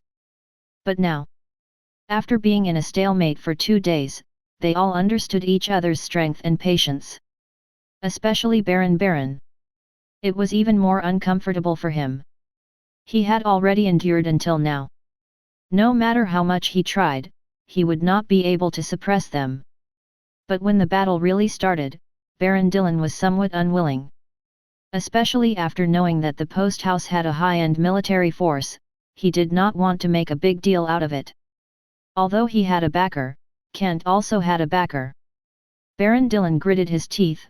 He said softly, "Princess Sophia left behind a lot of resources, but Rolf, you have to understand that Princess Sophia has already died for more than 10 years. The current situation is no longer the same as when the Silver Platter Kingdom set foot in the Dukedom of Leo. She no longer has any influence." He was naturally talking about the secrets between the two countries. Because Baron Dillon had already guessed it. Kant, the immature second son of the Grand Duke, wanted to develop to such a powerful level. Without the secrets left behind by Princess Sophia, it was impossible.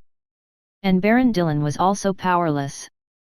No matter how he tried to probe or seduce, this Rolf ignored all of it and pretended not to understand. He was naive and cute. But in reality, Rolf really did not know. He was not a native of this world. How did he know? Looking at Baron Dillon, Rolf was still arrogant. "I don't know what you are talking about, but I know that you should go home.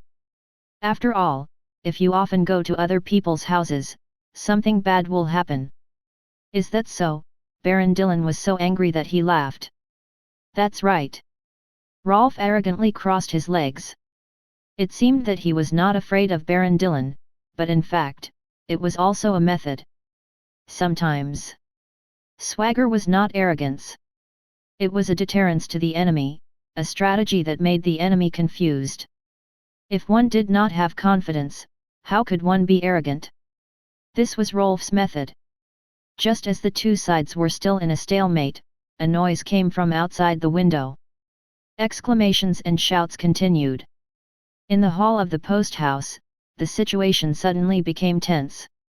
Both sides were on high alert, but they were also puzzled. At the top of the post house, the elite desert bandit on the watchtower carried a scimitar. With a happy expression, he quickly walked to Rolf's side and whispered into his ear, "Master Rolf, the Lord has brought reinforcements." Rolf's face was also filled with joy. He pretended to shout, "What? Lord Kant is here? Quickly go and welcome him." He stood up. The smile on his face was extremely excited. He asked Baron Dillon, "Baron Dillon, Lord Kant is here to welcome you." "What an admirable lord! When he heard that you are here as a guest, he also brought many people to welcome you." "Hee," Baron Dillon laughed dryly, but there was only a grim look on his face. Chapter 308, Malevolent Intent from the Eyes. After marching for 3 days, Kant arrived at the central post house. This was because the 1,000 Swadian footmen had slowed down the speed of the march. If they were to advance in cavalry style, they would be able to reach the vicinity of the central post house in a day and a half. There was no need for them to forcefully suppress the speed of the march and advance together with the footmen. Even so, their speed could still be considered fast. The footmen trudged at a constant speed. Apart from resting time, they were all marching. After walking for 3 days on 2 legs, they finally arrived at the desert plains where the central post house was located. At the center of the desert plains, beside the central post house, there was a group of troops camping there. Behind them, there were supply convoys coming and going, looking very lively. Obviously, that was the troop at the stone pass. "Get ready," Kant said in a deep voice. Behind him, the messengers passed the order to the troops. However, the troops at the back did not advance directly. Instead, under the command of their respective captain, they quickly spread out from the long snake troop formation. They moved quickly, and the entire troop spread out horizontally. This was their battle formation. In the middle, the Swadian heavy cavalry troop was the main force. On both sides, there were 2 armies formed by light footmen. There were 500 people in one unit. They formed 3 rows in a dense mass and slowly stood still. The light footmen were indeed the main resistance line. However, Kant did not need them to completely stabilize the front line. Because right behind him, there were 50 extraordinary knights and 200 top-tier knights.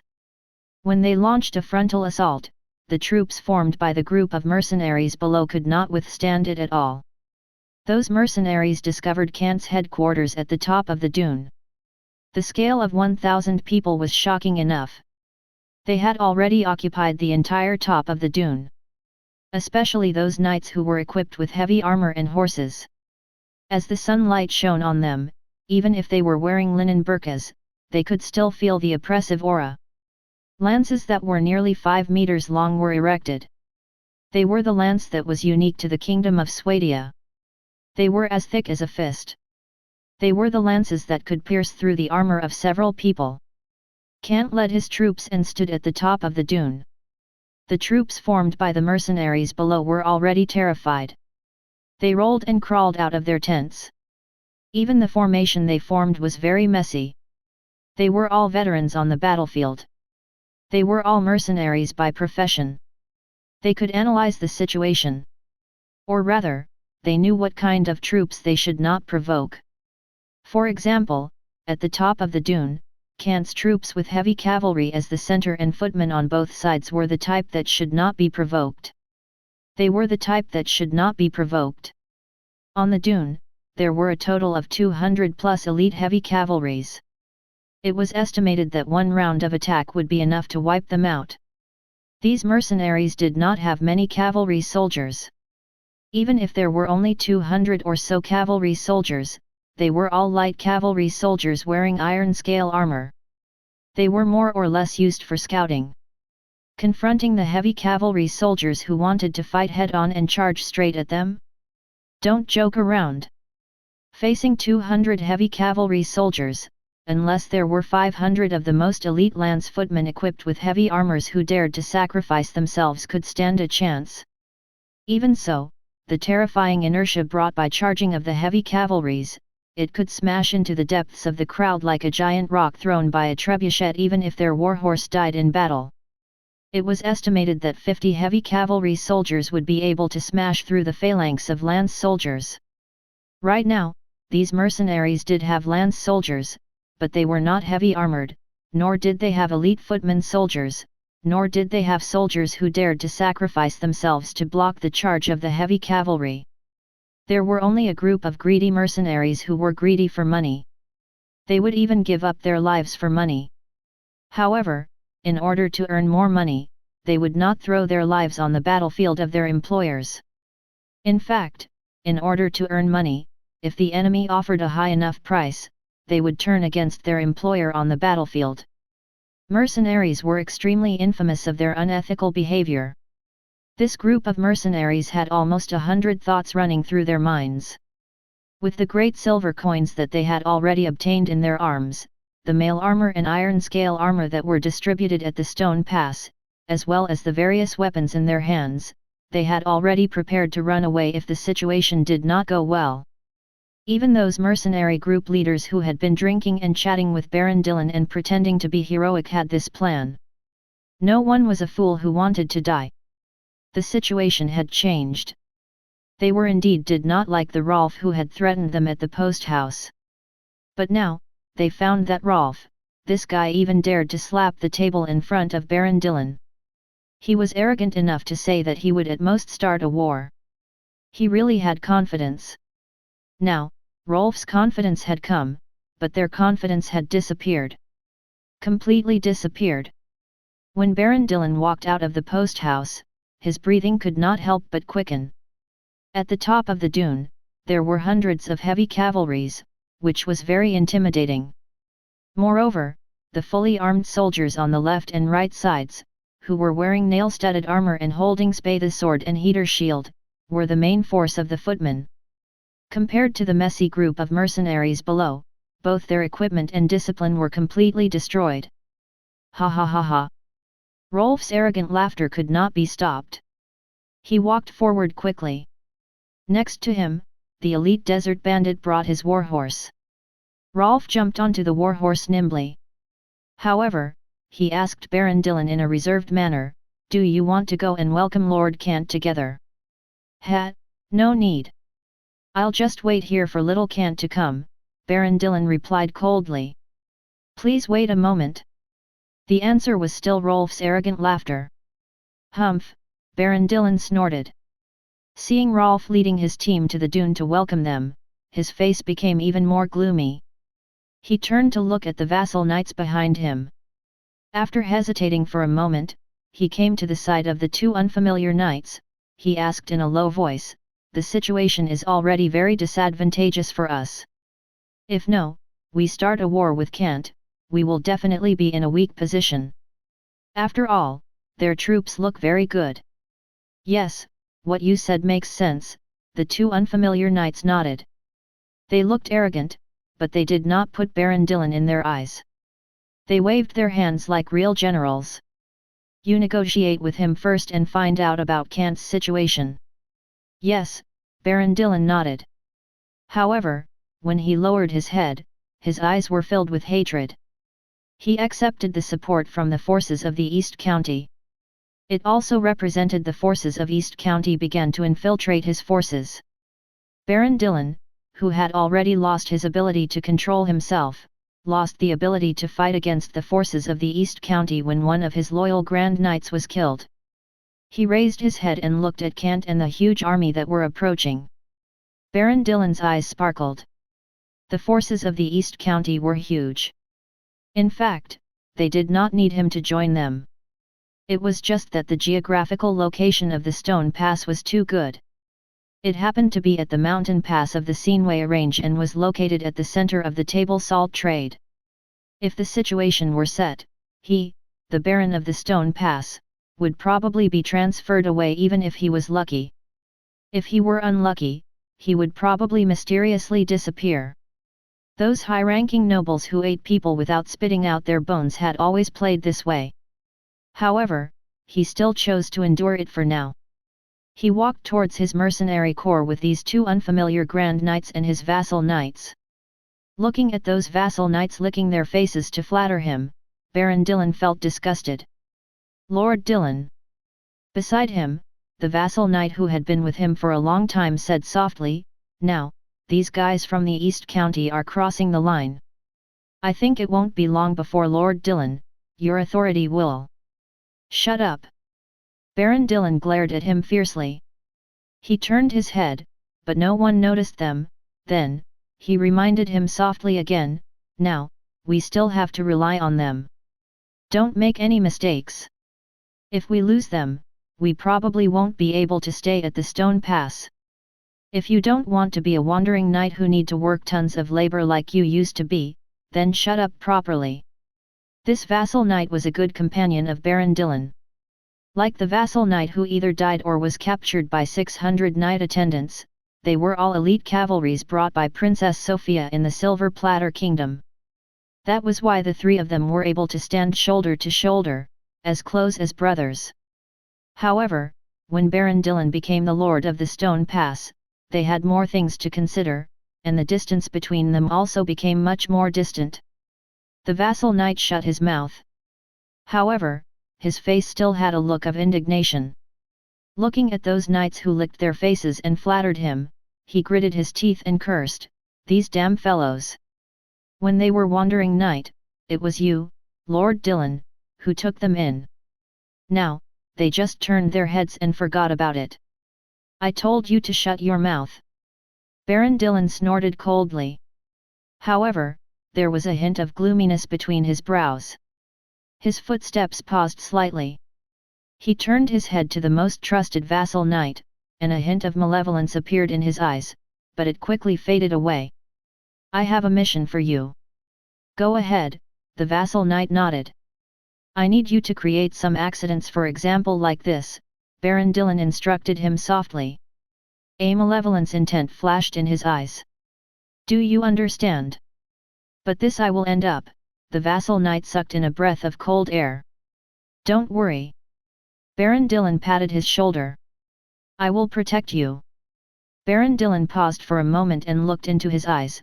He said solemnly, "The three of us have come through the most difficult times. Now, only the two of us are left. If I cannot rely on you and cannot protect you, what friends do I have?" The vassal knight hesitated, but looking at Baron Dylan's determined eyes, he nodded affirmatively. "I know." "Okay." Baron Dylan patted his shoulder. Both of them looked at Kant, their eyes filled with malevolence and viciousness. Chapter 309, Assassination of Vassal Knight. Kant rode the horse in front, and Rolf briefly reported the recent situation. There was nothing to report. Looking at the 100 meters south of the central post house, thousands of mercenaries had already gathered there. Each of them held their weapons tightly and looked aggressive, trying to resist. It was obvious that they were not friendly. Good people would naturally not come to the barren Naran desert. "Let's go." Kant nodded, and his tone was calm. He gently knocked on the belly of his horse and urged it forward. He swept his gaze across the mercenary group in front of him and said calmly, "I'm going to meet my uncle Dylan." "Hat, what does this guy want to do?" "He's probably here for a short trip." The corner of Rolf's mouth curled up, his face slightly malevolent. "He just brought a little too many gifts." "I like that word." Kant turned his head to look at Rolf, the corner of his mouth curled up. "Gifts." The warhorse beneath him quickened its pace. The 20 Sarlian lion knights acted as personal guards, following closely behind Kant and Rolf. Each of them had a cold expression on their faces. Their eyes swept across the mercenary group like the eyes of a lion, fixing their eyes to the front. It was Baron Dylan and the three knights behind him. In the perception of these lion knights, the threat of these four fellows was undoubtedly the greatest. At their back, preparations were made. 30 royal knights led 200 knights into a charging formation. 1,000 Swadian footmen crossed their left arms with a shield in front of their chests. Their right hands were tightly clenched with the sword. They formed a four-line formation and advanced step by step with the heavy cavalries in front of them. As they advanced, the desert was trampled firmly, and the sound of uniform footsteps could be heard. Elite troops. Those mercenaries who pretended to be arrogant were trembling in their hearts. Mercenaries who pursued money, if they really started a war with the disciplined regular army, they might not have any problems for a short period of time. However, once the war became intense and their casualties were too great, their morale would definitely collapse faster than the regular army. Protecting the country and making money were two completely different concepts. Kant rode his horse and approached. With 20 Sarlian lion knights as guards, he did not have much fear. However, in front of him, there were still 5 lion knights riding their horses and holding their shields, blocking the space in front of them. It was the basic common sense to guard against the mercenaries who had crossbowmen secretly aimed at them. A low-class footman with a crossbow could secretly attack and kill a noble knight. Everyone was extremely careful. including Baron Dillon and the others in front. Facing Kant and his guards who were slowly approaching, as well as the heavy cavalries and footmen who were pressing in from behind, everyone looked at each other with disbelief in their eyes. It was enough for them to be surprised when the armors that looked like artifacts were worn on the knights. There were also fully armed footmen at the rear. Everyone was equipped with mail armor, a linen robe, an iron helmet, and a shield and sword. Their appearances were not inferior to the footmen that the noble families in the dukedom of Leo's South County had trained for generations with the strength of their families. Kant, the youngest son of Grand Duke who had been exiled, how could he have such power in such a short time? The foundation of Princess Sophia. Baron Dillon gritted his teeth. Regarding how much hidden power the Silver Platter Kingdom still had in the dukedom of Leo, he felt a chill in his heart. It had actually been more than 10 years, and they had been strictly guarded year after year. In addition, the nobles had been purged, and now they still had such powerful strength, to be able to let a lowly little noble live peacefully in this barren desert. He was envious and jealous. What Kant had now was what he longed for. If possible, he wanted to use the heritage left behind by Princess Sophia to obtain a new life. For this, he shook the reins of his warhorse. The horse trotted forward. He forced a smile on his face and raised his right hand to indicate peace and greetings. Little Kant, if I remember correctly, it has been a long time since we last met. Yes, Uncle Dillon. It's been a long time. Kant smiled and nodded. His attitude was very peaceful, just like in the past. It was just that both sides were leading troops in battle, and the atmosphere was extremely strange. Baron Dillon did not seem to be different. He stroked his beard and greeted with a smile. You're still as handsome as ever. I wonder how you've been recently. How have you been? Pretty good. Kant shrugged. I just ran into a little trouble. Oh, that's a pity, Baron Dillon smiled. I wonder if there's anything I can do to help. Baron Dillon looked at Kant, he patted his chest. If it's those Jack Allen, I don't think you need to worry. I brought a lot of servants and troops this time just to help you get rid of those uncivilized bloody bandits. Thank you very much, Kant nodded again and paused for a moment. It's just that the trouble I've encountered recently is not those Jack Allen, but some other evil fellows. Kant was obviously talking about the undead in the depths of the desert. However, Baron Dillon's expression froze slightly. He thought Kant was referring to himself. He swept his gaze over the heavy cavalry and footmen phalanxes behind Kant who were getting closer and closer, but he still suppressed the brutality in his heart. He coughed lightly and said, perhaps the trouble will be solved very soon. I believe in your ability, little Kant. Of course, it can indeed be solved, Kant smiled. Kant was telling the truth. The Baron Dillon and his mercenary group in front of him were really not a problem. The real problem was the spreading undead. However, after dealing with the Stone Pass in the south and using the cruelest methods to deter the noble families of the Dukedom of Leo, Kant could retract his forces and focus on dealing with the undead invasion in the north. This was a strategic plan that had already been planned. As for how to deal with Baron Dillon and his mercenary group, Kant did not take it to heart. He only looked at him and nodded faintly. Uncle Dillon, I'm very touched that you brought so many servants and soldiers to help me directly. But it seems that I've overestimated myself. Baron Dillon laughed dryly. You may not need me now, but you can defend your estate. I can always defend it, Kant smiled. Instead, he said, since you're already here, then don't leave. In fact, there are many posts in my estate that need help. For example, digging table salt. There are a lot of miners that are lacking. I think your mercenaries are very suitable. Why don't you stay and follow me? You, Baron Dillon narrowed his eyes and swept his gaze across Kant's young face. He wanted to say something, but he could not speak for a moment. He only opened his mouth, but his heart was beating extremely fast. Kant was still Kant. It was just that the positions of both parties were already different. Baron Dylan narrowed his eyes. He still had a smile on his face. Little Kant, I don't understand what you mean. You know, our relationship. Our relationship is very close. Kant interrupted him with a faint smile on his face. So, you will help me, won't you? As he spoke, he emphasized, my dear, Uncle Dylan. However, Baron Dylan's pupils suddenly shrank. He swallowed his saliva slightly. Cold sweat flowed out. Looking at the young Kant in front of him, the arrogant but respectful Rolf beside him, as well as waves of heavy cavalries and footmen behind him, he suddenly realized that he seemed to have miscalculated something. A very serious mistake. That was. The one in control of the overall situation seemed to be Kant, the fellow who he had thought should be a puppet. No. There was a hint of panic in Baron Dylan's eyes. His rationality made him quickly return to his senses. He looked at Kant's calm face, and his heart trembled.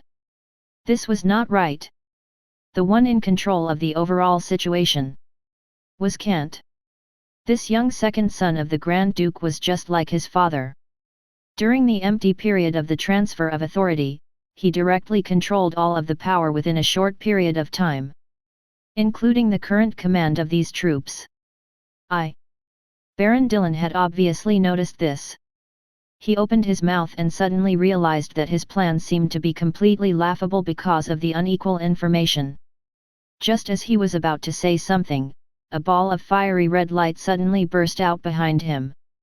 The Vassal Knight actually took advantage of the moment when both sides were chatting to suddenly burst out. He pulled out the long sword at his waist and instantly pounced towards Kant with that scorching heat. Go to hell! The Vassal Knight's eyes suddenly opened wide, and his figure was extremely fast. He burst out extremely suddenly. Whoosh whoosh! However, his movements were too sudden. Beside Kant, the blood-red aura exploded even more rapidly. The two Sarlian Lion Knights were already on high alert. The knight's sword at their waists was unsheathed in an instant. They charged straight at the Vassal Knight and engaged in a melee. Clang! The blood-red aura turned into a ferocious lion. With a crisp sound, the long sword in the Vassal Knight's hand was completely broken into two. This Vassal Knight had also stopped his explosive assault. He stood on the spot, but there was a knight's sword flickering with blood-red flames around his neck, as well as the Lion Knight who was staring at him coldly. Explain! Rolf berated him coldly. The other Lion Knights had already placed their hands on the hilt of their swords. The faint blood-red flames could erupt at any time. Even the knights and footmen behind them had stopped in their tracks when they saw this happening. They looked over coldly, as if they were about to charge into the battle at any moment. The Vassal Knight's face was covered in cold sweat. He had never expected that he, as a Grand Knight, would be easily subdued in such a short period of time. Meanwhile, the two Grand Knights with unfamiliar faces were also covered in cold sweat. At the same time, their eyes were filled with gloom. They had never expected such an accident to happen. They had never thought that Kant would have so many Grand Knights by his side. There was a total of 20 Grand Knights. This frightened the ordinary knights. For a moment, they stood behind Baron Dylan and stared at everything in front of them dumbfounded. Their legs felt weak. Explain! Baron Dylan was still beating the drum in his heart. In fact, cold sweat was dripping down his temples. Looking at the pleading gaze of the Vassal Knight, their plan of assassination failed. Baron Dylan would be in charge of it, temporarily covering up this matter. After all, at that time, they thought that they were at an advantage. Even if they killed Kant, the puppet, not only would they be fine, but Baron Dylan might also even be able to replace him. However, the world was unpredictable. It was even more unpredictable. The puppet that Baron Dylan had expected was not a puppet, but a real demon king. The terrifying demon hiding its strength behind the scenes had even trapped him. He wanted to stop this plan, but it was already too late. This matter. Baron Dylan's hand was on the hilt of his sword by his waist. Looking at Kant, he turned his head to look at the vassal knight. A malevolent look instantly appeared in his eyes. He unsheathed his sword and instantly cut the throat of his loyal Grand Knight friend. Bloodlines appeared. The long sword cut the fragile throat. Baron Dillon's face became solemn. He said solemnly, "Attempting to assassinate Baron Kant is a capital crime." Chapter 310, Betrayal. The incident happened so suddenly that even the vassal knight did not expect Baron Dillon to swing his long sword. In front of Kant, the vassal knight who tried to assassinate him had his throat cut open. He looked at Baron Dillon in disbelief, but in the end, he could only kneel on the ground and convulse to death. The strong smell of blood instantly filled the air. Behind Baron Dillon, the knights were all dumbfounded as they watched everything. Even the two Grand Knights with unfamiliar faces glanced at Baron Dillon's back. For a moment, they gripped the long sword in their hands tightly, but they were afraid that the Lion Knights would stare into their eyes, so they did not act rashly. In fact, even Kant did not expect the show to end like this. He lowered his head and looked at the vassal knight who had fallen on the sand. The scene was silent. This is the punishment for attempting to assassinate the Baron and the noble. However, Baron Dillon spoke slowly. He put away his long sword and turned his head to glance at the knights. He said in a heavy voice, "Even if I don't kill him, the noble court will sentence this guy to death. They will hang him." The noble of the dukedom of Leo was indeed so. Even if a knight attempted to assassinate a noble, he would be sentenced to death by hanging. The only difference between him and a commoner was that he would be left with a whole corpse. But death was certain. Unless there was a high-level noble that the knight was loyal to, and he spent money and connections to make the assassinated noble forgive him, only then would he be able to survive and would not be hanged in humiliation. Clap clap clap. Rolf clapped his hands gently at this time. The crisp applause woke up everyone around and broke the deadlock. Rolf still had that annoying arrogant smile on his face. He looked at Baron Dillon and said in a very admirable tone, "Wonderful, Baron Dillon. This is really wonderful to kill your family in the name of righteousness." Everyone around looked at Baron Dillon. However, Baron Dillon did not move. He dared to assassinate Baron Kant. That is a capital crime. The eyes of the vassal knights behind him were cold. All of their hearts were trembling. Even the breathing of the two Grand Knights became faster. They knew very well that the person who had been slit by Baron Dillon's throat was his loyal lackey at the Stone Pass. He could be said to be the most loyal vassal knight. He was killed just like that. Who among these knights did not feel a chill in their hearts? But, I once understood it. Rolf, however, did not spare him. He raised his head and looked at the side of Baron Dillon's face that avoided eye contact. He narrowed his eyes and said, "The assassin just now seems to have come from the Stone Pass. If I'm not mistaken, he is still your subordinate, Baron Dillon." "That's right, he's my subordinate." Baron Dillon nodded without hesitation. His face was slightly sorrowful. "I didn't expect him to do such a thing." He looked at Rolf and then at Kant, who had a calm expression on his face. He looked at the young face that did not seem to be moved at all. His heart beat faster, but his confidence seemed to have sunk into a bottomless abyss. He could not see through Kant. Kant's face was still calm. He looked at him as usual, and there was not the slightest fluctuation in his eyes. It was as if he was looking at a dead person. Baron Dillon gritted his teeth. His breathing was rapid, but he still did not dare to act rashly. He squeezed out a smile in front of him, but even the way he addressed him had changed. "Baron Kant, I hope this result will satisfy you." Satisfied, Kant smiled, but his tone was still indifferent. "Oh, it's okay." Rolf opened his mouth and said in a cold tone, "Baron Dillon, something has happened to your vassal knight. Aren't you going to pay some price? After all, this is your knight. He is loyal to you and represents you." "No, he has never been loyal to me." However, Baron Dillon simply walked away. "He and I were once comrades in arms of Princess Sophia." However, because he was jealous that I became a baron, he secretly became a spy planted by other noble families around me. I have always been vigilant, but I did not expect that such a thing would happen now. Damn it! The reason was very far-fetched, and it was impossible to probe further. Kant did not intend to investigate further. He nodded and said, "That will be all. Thank you for your tolerance." Baron Dillon used honorifics. Including the knights, they all broke out in cold sweat and bowed their heads to Kant to express their gratitude. They all understood that if Kant were to really investigate further, even they would have to take responsibility. They might even go to the court of the noble. Even if they were implicated, the lightest penalty would be a fine. If they were unlucky, they might even be demoted to a slave. However, their gratitude was a little premature. Kant looked at them indifferently, the corners of his mouth curling up into a smile.